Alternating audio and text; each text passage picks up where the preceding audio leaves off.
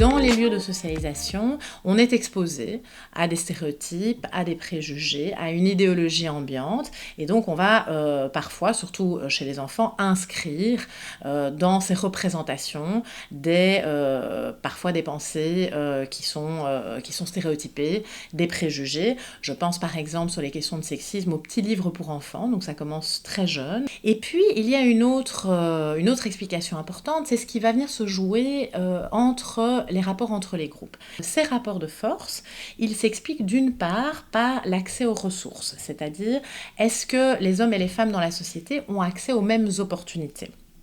Pas toujours. Alors le sentiment de ne pas avoir accès aux mêmes opportunités ou la peur d'être privé de sa position dominante quand on a accès aux ressources peuvent générer des stéréotypes et des préjugés pour maintenir et renforcer sa position dominante dans la société. Alors je pense que c'est important d'insister aussi sur le fait que ces stéréotypes sont généralement inconscients. Donc la logique des stéréotypes, elle opère souvent à l'insu des personnes. Ce sont des mécanismes de catégorisation qui fait qu'on va développer des pensées toutes faites à l'égard de certains groupes. Et donc c'est important de sortir de la dimension morale quand on parle de racisme et de sexisme. Il ne s'agit pas d'aller critiquer les personnes, mais bien de critiquer des systèmes. Parce que souvent, les personnes ne se rendent pas compte qu'elles ont des comportements ou des propos ou des attitudes racistes ou sexistes.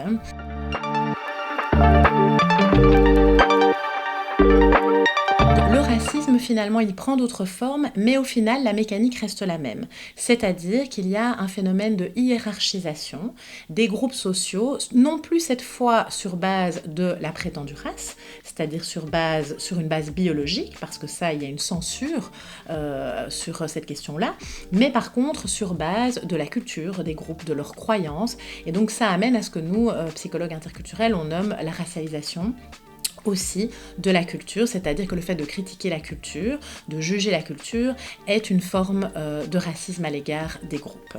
Alors le sexisme opère plus ou moins de la même manière, c'est-à-dire qu'il réfère à un processus de hiérarchisation entre les groupes sur cette fois une base biologique qui est le sexe, qui renvoie au sexe biologique, et donc donne lieu à toute une série de stéréotypes de genre quand il s'agit du sexisme. Par exemple, les femmes seraient plus douces parce qu'elles sont femmes biologiquement, seraient naturellement plus chaleureuses parce qu'elles portent des enfants, là où les hommes seraient naturellement plus forts, etc. C'est faire l'impasse sur le genre, bien sûr. Le genre qui est une construction sociale qui évacue la question biologique et qui montre bien que finalement les inégalités entre les hommes et les femmes viennent s'incarner dans des stéréotypes de genre, des rôles de genre, c'est-à-dire des assignations sur base du sexe biologique. Idem pour les personnes racisées. Par exemple, s'imaginer qu'une personne noire sait naturellement mieux danser. C'est un stéréotype qui opère sur base de l'origine et qui n'est évidemment pas fondé naturellement, mais qui peut être reprise pour légitimer des inégalités, le fait que les personnes racisées seraient moins ponctuelles et donc légitimer un accès à un travail.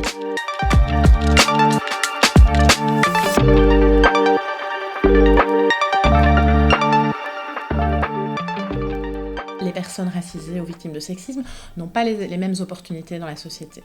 C'est-à-dire qu'elles vont se retrouver davantage discriminées. Elles vont avoir plus de difficultés, par exemple les femmes, à occuper des postes à responsabilité. Les personnes racisées vont se retrouver confrontées à un plafond de verre, c'est-à-dire qu'il est parfois plus difficile de rentrer dans certains postes et puis de monter dans ces postes-là. Donc elles sont confrontées un peu aux mêmes difficultés. Donc la question des opportunités, c'est-à-dire accéder à une position favorable dans la société.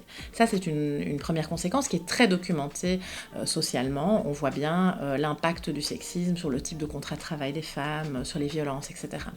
Une autre conséquence importante, c'est l'intériorisation des stéréotypes et des préjugés racistes et sexistes par les personnes qui en sont victimes.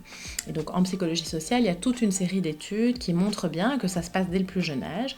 Je pense à des études qui mettent en évidence que les petites filles assez jeunes intériorise le stéréotype selon lequel elle serait moins bonne en maths que les garçons. Alors, on imagine bien que intérioriser un stéréotype de la sorte, ça a un impact sur les trajectoires scolaires, ça a un impact sur les performances, parce que ça diminue l'estime de soi. Et donc, cette intériorisation des stéréotypes, ça va venir justifier et légitimer des inégalités dans la société.